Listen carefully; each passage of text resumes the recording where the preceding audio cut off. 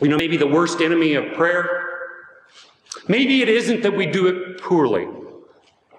Maybe it isn't because we use the wrong words. Maybe it's rather because we don't pray.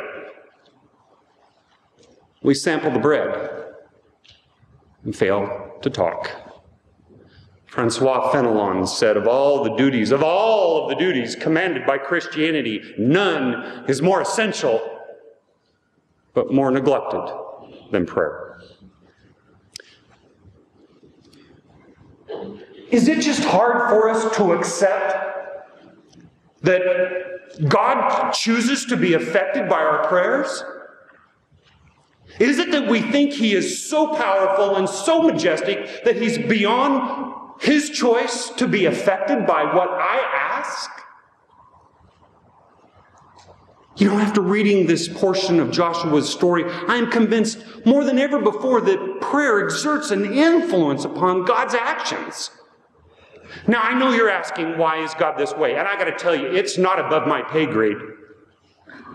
Evidently, God likes to be asked.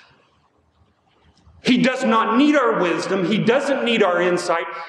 He doesn't even need to know what we want to tell Him, because Jesus told us He already knows before we ask. So why pray? Well, because God likes to be asked. And He likes relationships with the people made in His image, male and female. He likes that relationship. You know, got to thinking about it. Maybe it's the difference in when someone emails you asking for money, or a banner comes across the TV, they're needing money, or you get a phone call needing money, or you get something in the mail needing money, or someone comes to the door needing money, or someplace somewhere far away needs money. And you'll say, I'm thinking about it. But have your wife or your brother or a loved one or a child, even a grown child, come back and ask for something, and you know what? Relationship ups the urgency. How much do you need? Joshua surrendered in prayer. He struggled with prayer, and then he stopped praying. And then Joshua has a surprising prayer.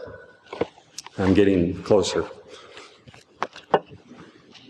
In the 10th chapter of Joshua, we have the last account. You were wanting to hear that. The last account of the time of communication and prayer with God.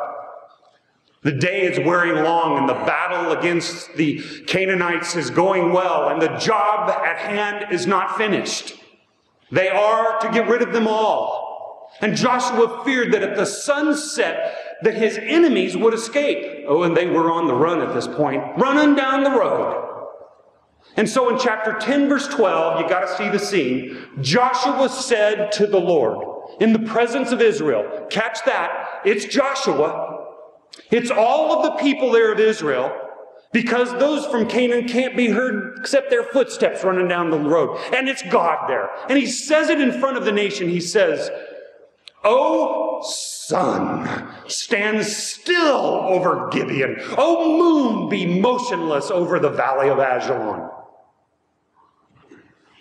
Talk about a daring request. Not a few more troops or a few Humvees. I want it all to stop. Verses 13 and 14 tell us, so the sun stood still, and the moon stopped. And you're probably thinking, I'm going to say, you should be praying for big things. I am not. How presumptuous of me to know what you need and what your will is and what God's will for you in your life is. I'm having a hard enough time figuring my own out. But I am going to tell you this. I have prayed for things much more impressive than just ordinary additional sunlight. And it has been answered many times, and to the praise of God and to Him alone. And here's what Joshua later writes about this prayer. If you've got 2 ribbons in your Bible, the next one should go here. Or the other person sitting on the other side of you. Chapter 10, verse 14. There's never been a day like it or before. A day when the Lord listened to a man. The contemporary English version says, never before and never since has the Lord done anything like this. for someone who prayed. In the heat of battle, in the hail of the battle, and there was hail that day, and in the horror of death and the battle going along, Joshua stops and prays. Now I have to ask myself, what if Joshua had just kept on going, doing what he thought he could, intending to pray about it, but never really getting to it? You know, we've got to get these guys before the daylight's gone. Think of the miracle, the bold answer that would never have gone fulfilled. It would have still been there for him to ask. Cameron Thompson once said, you know, heaven, it must be full of answers to prayers for which no one ever bothered to ask. I'll end with a maybe true story. A man died, went to heaven. And when he got to the gates of heaven, he had to part the boxes. Boxes everywhere. Millions of boxes. Warehouses of boxes over here, warehouses of boxes over here.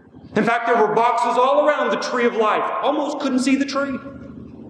Boxes all along that river of life. Boxes around the throne. Boxes everywhere. And the man just had to ask and finally found an angel who was marking some on a label on one of those boxes and was stacking it up. And he said, what are all these boxes for? And the angel said, all these boxes are answers to prayers. They're full of answer to prayer needs for which we've never delivered them to earth because earth has never requested of them. Is your prayer need in here waiting to be delivered and you didn't ask? So what that you surrendered in prayer and you struggled in prayer, but when you stop praying, how can you have that success in prayer? How can God give you the sun to stop, the moon to be motionless if you don't ask? This is a pretty simple sermon. Do me a favor. Ask, and He'll deliver.